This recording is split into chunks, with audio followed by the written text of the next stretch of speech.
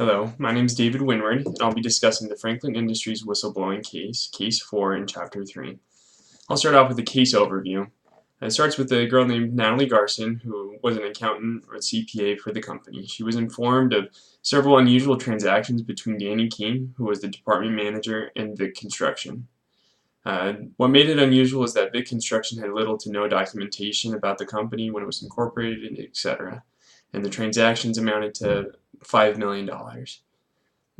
These transactions were payment to Vic Construction, and so Natalie Garson had the internal audit team perform an investigation on these transactions.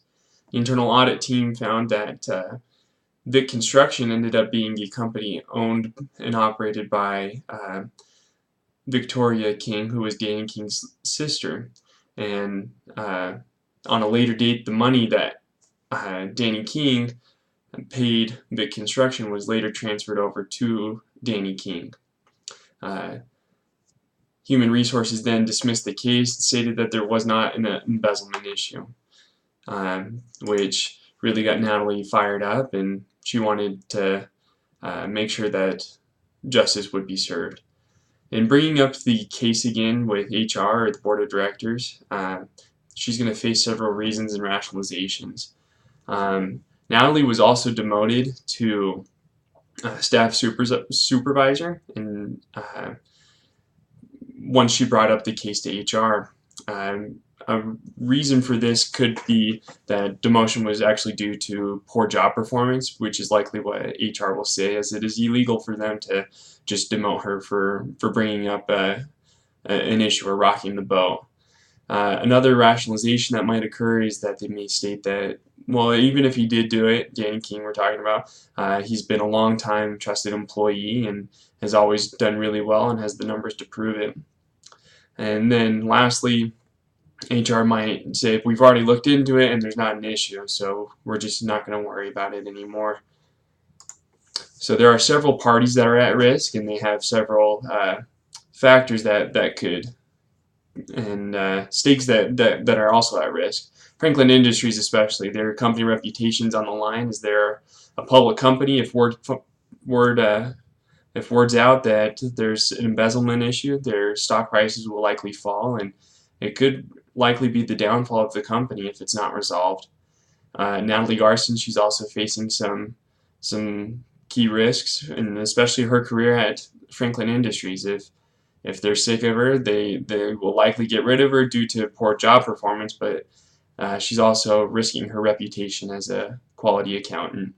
Danny King's facing many similar issues as Natalie Garson, as he's probably feeling okay right now, but his career is also on the line if Natalie follows through, and if the truth comes out, Danny King will likely have a hard time finding a job if word is out that he has embezzled $5 million.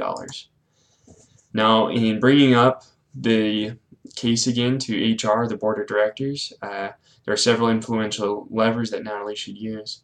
First one is the internal audit investigation. She should use that for her advantage in bringing that up with HR or the Board of Directors. She should have them explain the results of the investigation and exactly what that means for the company. I believe that Natalie should go straight to the Board of Directors and speak with them, though I don't think it's organized very well with the CEO being the chairman of the board. I think that can also cause some risk as well. I think she can also threaten to act under the Dodd-Frank Act and blow the whistle to the SEC. In responding to the argument, as said earlier, I think she needs to speak promptly to the Board of Directors and speak clearly and have the internal audit team explain the investigation and the results thereof. And then if no urgency is taken there, she should then threaten to blow the whistle to the SEC and reevaluate. And if no urgency is taken, then she needs to follow through with blowing the whistle. So Natalie is qualified to blow the whistle to the SEC under the Dodd-Frank Act.